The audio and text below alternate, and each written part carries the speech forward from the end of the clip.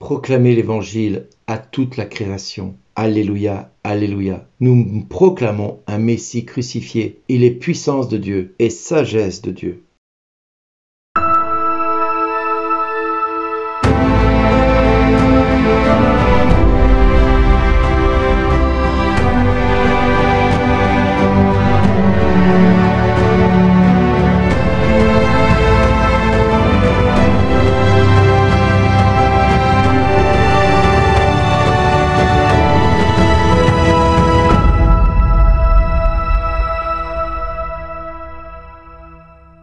Aujourd'hui, le message vous est adressé par Bernard Diel. Bonjour les amis, nous fêtons la Saint-Marc aujourd'hui et nous allons célébrer cet évangile un peu de manière un peu particulière parce qu'aujourd'hui, l'évangile de Marc, excusez-moi du peu, se trouve estropié d'un mot que Marc a enseigné et a transmis, qui a été supprimé. Je vous invite à écouter l'évangile de Marc de ce jour qui dit: en ce temps-là, Jésus ressuscité se manifesta aux 11 apôtres et leur dit: allez dans le monde entier, proclamez l'évangile à toute la création. Celui qui croira et sera baptisé sera sauvé. Celui qui refusera de croire sera condamné. Voici les signes qui accompagneront ceux qui deviendront croyants. En mon nom, ils expulseront les démons. Ils parleront des langues nouvelles. Ils prendront des serpents dans leurs mains. Et s'ils boivent un poison mortel, il ne leur fera pas de mal. Ils imposeront les mains aux malades, et les malades s'en trouveront bien. Le Seigneur Jésus, après leur avoir parlé, fut enlevé au ciel et s'assit à la droite de Dieu. Quant à eux, ils s'en allèrent proclamer partout l'Évangile. Le Seigneur travaillait avec eux et confirmait la parole par les signes qui l'accompagnaient. Là où je suis choqué, c'est ce fameux verset dans lequel il nous est dit « Ils imposeront les mains aux malades, et les malades s'en trouveront bien ».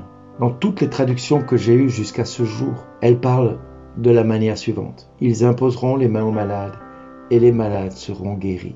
Il n'est pas question de se trouver mieux, de se trouver bien, de se trouver ceci ou de se trouver cela. Non, les malades seront guéris. C'est aussi simple que ça.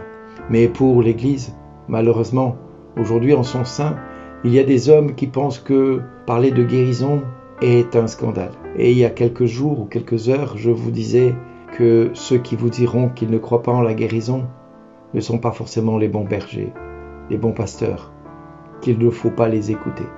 Ils sont plutôt instruits et guidés par le prince du mensonge. Il ne faut pas dire et il ne faut pas ôter les mots qui ont été donnés.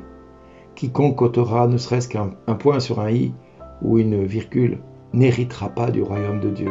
Quiconque ôtera des mots de la parole de Dieu est déjà condamné, parce que personne n'a le pouvoir ni le droit d'ôter de la parole quelque chose, ni d'ôter ni d'ajouter. Et la parole de Dieu est claire à cet endroit. Toutes les Bibles que j'ai eues jusqu'à cette nouvelle traduction parlaient de guérison. Or maintenant, vous trouvez dans cette nouvelle traduction des quantités de choses qui ne sont pas du tout écrites dans les précédentes traductions. Alors est-ce que les autres se sont trompés? Est-ce que nous ne sommes pas de notre temps quand nous parlons de guérison? Et nous le voyons par exemple dans ce qui se passe et qui me choque profondément quand nous sommes à Lourdes par exemple, et que j'aime profondément ce lieu. Mais quand nous voyons que pour les piscines, il n'est plus question de plonger les gens dans la piscine comme ils le faisaient par un temps à cause du risque de la maladie transmissible du Covid. Le Covid est passé par là. L'Église a pris peur. L'Église a été séduite par la peur et conduite par la peur. Or, mes amis, écoutons bien la parole de Pierre, apôtre, qui nous dit: bien-aimés, vous tous, les uns envers les autres, prenez l'humilité comme tenue de service. En effet, Dieu s'oppose aux orgueilleux, aux humbles il accorde sa grâce. Abaissez-vous donc sous la main puissante de Dieu, pour qu'il vous élève au temps voulu. Déchargez-vous sur lui de tous vos soucis, puisqu'il prend soin de vous. Soyez sobres, veillez. Votre adversaire, le diable, comme un lion rugissant, rôde cherchant qui dévorer. Résistez-lui avec force, avec la force de la foi, car vous savez que tous vos frères, de par le monde, sont en but aux mêmes souffrances. Après que vous aurez souffert un peu de temps, le Dieu de toute grâce, lui qui, dans le Christ Jésus, vous a appelé à sa gloire éternelle, vous rétablira lui-même Il vous affermira, vous fortifiera, vous rendra inébranlable.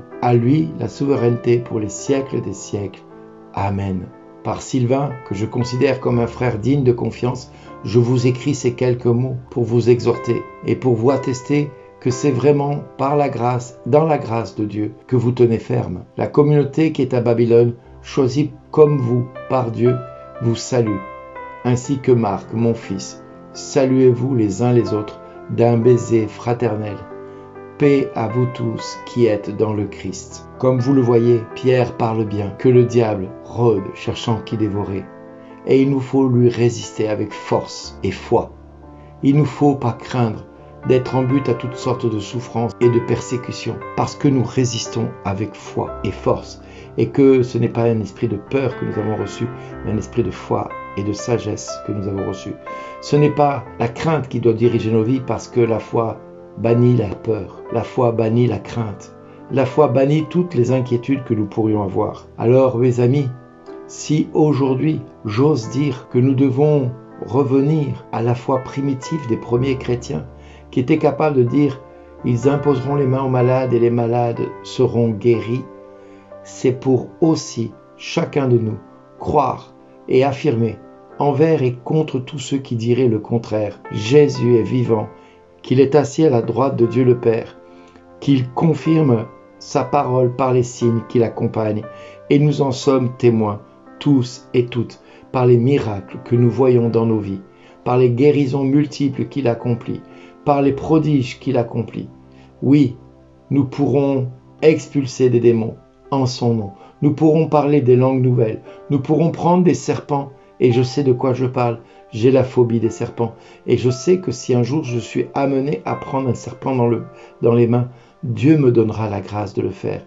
Et si je viens à boire un quelconque poison mortel, il ne me fera pas de mal. Des frères et des sœurs qui ont reçu mission d'annoncer l'évangile du Christ à l'autre bout du monde ont été parfois empoisonnés volontairement parce qu'ils annonçaient Jésus-Christ. Eh bien, le Christ n'a pas permis que le poison attente à leur vie. Ils ont traversé cet empoisonnement et ils sont revenus à la vie. Oui, mes amis, des gens et des hommes pas bien intentionnés qui veulent nous détruire, et nous devons prier pour eux. Nous avons dans nos cœurs des personnes qui veulent vraiment notre mal, et nous le savons, mais nous les avons dans notre cœur, et nous devons les aimer. Nous devons imposer les mains aux malades pour que ceux-ci soient guéris, et nous ne devons pas craindre de proclamer l'évangile à toutes les nations, même envers ceux qui nous veulent du tort. Les amis, c'est à l'amour qu'on aura les uns pour les autres qu'on sera reconnus comme disciples du Seigneur. Plus que jamais, l'amour du Seigneur, sans fin, je le chante. Sa fidélité, jamais je ne cesserai de l'annoncer, parce que c'est un amour qui est bâti pour toujours. Seigneur, merveille que je suis, merveille que tu as fait de moi, en me disant, le jour où je t'ai rencontré, merci d'exister.